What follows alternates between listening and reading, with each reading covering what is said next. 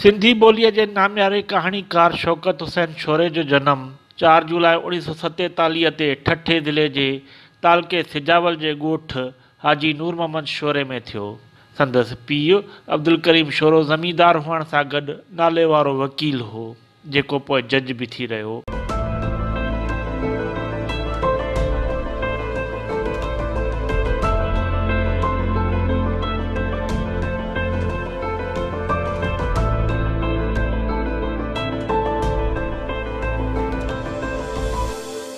हुन प्राइमरी तालीम पंहिंजे ॻोठ मां 4 दर्जा सिंधीअ जा पढ़ी पोइ अंग्रेज़ी पढ़ण लाइ सिजावल जे चांडिया हाई स्कूल में दाख़िला वरिती, जितां मैट्रिक जो इम्तिहान पास कयाई। 1966 धारे सचल आर्ट्स कॉलेज हैदराबाद में BA पास ऐं 1968 में सिंध यूनिवर्सिटी जे सिंधी शोबे में मास्टर्स जी डिग्री हासिल कयाई। अलामा इकबाल ओपन यूनिवर्सिटी में MPhil कयाई। हुन लिखण जी शुरुआत शागिर्दी वारे दौर 1964 में कई। संदसि पहिरीं कहाणी अखियूं रोई पियूं जे उनवान सां 1964 में मावा रूह रिहाण रिसाले में शाया थी। पोइ मुसलसिल लिखंदो रहियो। चाचे खे हिन जो शौक़ु हूंदो अदबी किताबनि पढ़ण जो, त उन वटि इहे रसाला ईंदा हुआ ऐं उतां मुंहिंजी पढ़ण जी शुरूआत थी। पोइ जॾहिं चांडिया हाई स्कूल सिजावल में मूं दाख़िला वरिती त उते अज़ीज़ जाफ़राणी पोइ उन स्कूल में उहो असांखां को सीनियर शागिर्द हो, पर हुन सां वाक़फ़ियत थी। उन खां पोइ सर्विस सुजावलीअ सां वाक़फ़ियत थी ऐं उन्हनि सां अदबी लह विचड़ में आयुसि त मूं बि लिखणु शुरू कयो। ऐं उन वक़्तु की जेके सिंधी अख़बारूं हूंदियूं हुयूं उन्हनि में 12 सुफ़ा शाया थींदा हुआ। पोइ उन में इहो नंढियूं नंढियूं आखाणियूं ऐं कहाणियूं इहे मूं उन में 12 जे सुफ़नि में लिखणु शुरू कयूं। संदसि केतिरा ई ड्रामा पाकिस्तान टेलीविज़न कराची ऐं ॿियनि चैनलनि ते टेलीकास्ट थिया।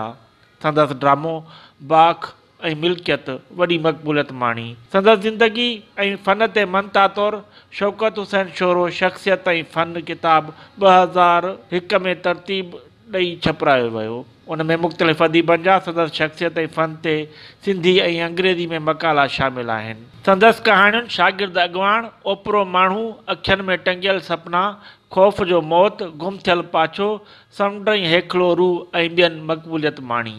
संदसि कहाणियुनि जा 4 मजमूआ गूंगी धरती ॿोड़ो आकाश, अखियुनि में टंगियल सपना, गुम थियल पाछो ऐं राति जो रंग छपजी चुका आहिनि। हीउ पहिरीं सिंधी अदबी बोर्ड मां शाया थींदड़ माहवार रिसाले गुलफुल जो एडिटर मुक़ररु थियो ऐं बाद में पाकिस्तान टेलीविज़न कराची सेंटर ते स्क्रिप्ट प्रोड्यूसर तौरु पंहिंजा फ़र्ज़ सर अंजाम ॾींदो रहियो। तंहिंखां पोइ सिंध यूनिवर्सिटी जे इदारे इंस्टीट्यूट ऑफ सिंधोलॉजी जो डायरेक्टर मुक़ररु थियो, जिते 2006 ताईं ख़िदमत कयाई। शौकत हुसैन शोरो 1984 खां 2013 ताईं सिंधी अदीबनि जे वफ़दनि सां गॾु भारत जा दौरा कया ऐं हितां लॾे वियल हिंदू सिंधी अदीबनि सां संदसि अदबी नाता हुआ। संदसि केतिरा ई ड्रामा मुख़्तलिफ़ सिंधी चैनलनि तां नशर थी चुका आहिनि। खेसि ख़िदमतुनि जी मनता तौरु बहितरीन कहाणीकार जो सारंगा पब्लिकेशन 2001 समेत केतिरा ई एवार्ड ऐं एज़ाज़ मिलिया आहिनि। पाण गच अरसो सिंधी लैंग्वेज अथॉरिटी जे बोर्ड ऑफ गवर्नर्स जो मेंबर पिणु रहियो। कहाणीकार त तमामु ज़बरदस्त हो। इन खां अलावा मज़ेदार ॻाल्हि इहा हुई साईं जी त उहो बर वक़्तु कुझु बि नओं आइडिया ठाहे सघंदो हो ऐं हरदम उस्तादु हूंदो ऐं हिकिड़े ख़ासि अंदाज़ में हूंदो। माना उनजो कॾहिं बि मां साईं खे न लूज़ न ॾिठो आहे। हमेशह हिकिड़े ख़ासि पैटर्न में, ख़ासि स्टाइल में ऐं ख़ूबसूरत अंदाज़ में हूंदो। पाण जेको ॿिज पोखे विया जेका ॾीओ ॿारे विया आहिनि उहो अॼु बि क़ाइमु जाम आहे।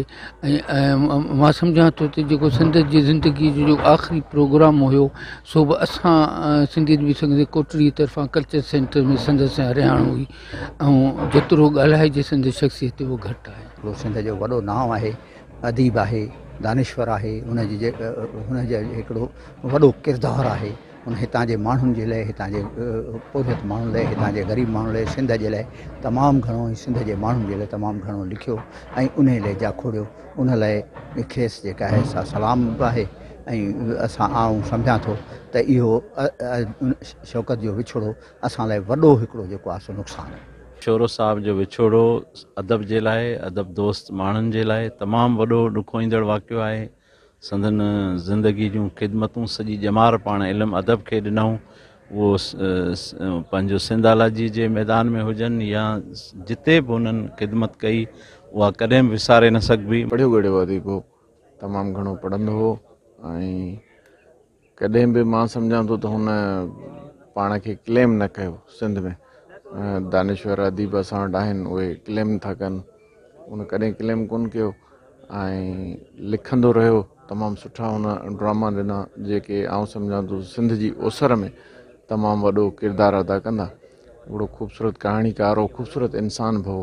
आउं सम्झां थो त उनजो विछोड़ो हिकिड़ो ख़ाल आहे सिंध में। असांजो जेको रवैयो तमामु सुठो हूंदो, हेल्पिंग हूंदो ऐं आम दोस्तनि सां बि तमामु वॾो रवैयो। साईं तमामु सुठो लेखक हो। साईं जा जेके लिखियल 4-5 किताब त मूंखे यादि आहिनि, त उन में हिकिड़ो किताबु साईं जो हो त डेथ फियर, माना मौत जो डपु, माना उहो कीअं ख़तमु थिए, डेथ फियर छा आहे, माना हक़ीक़त पसंदि इंसान हो। तमामु बहितरीनु इंसान, बहितरीनु दोस्त, वफ़ादार दोस्त ऐं वफ़ादार इंसान हो। हर इंसान सां, हर कम्यूनिटी सां हिन जा बहितर तलकात हूंदा। ऐं हिन में ॿियूं जेके, हिकिड़ो त बहितरीनु एडमिनिस्ट्रेटर हो ऐं नंबर 2 ही अदीब बि हो ऐं लिख पढ़ जो कमु हिन जो मशग़लो हो। तंहिंसां बि हिन खे वॾी इज़त हुई माशरे में, अदीबनि शाइरनि वटि, सोसाइटी में। सिंधी ॿोलीअ जो ही नामियारो कहाणीकार ऐं ड्रामा निगार 9 नवंबर 2021 ते 74 वरहनि जी ॼमार में कराचीअ जी साउथ सिटी इस्पताल में लाॾाणो करे वियो।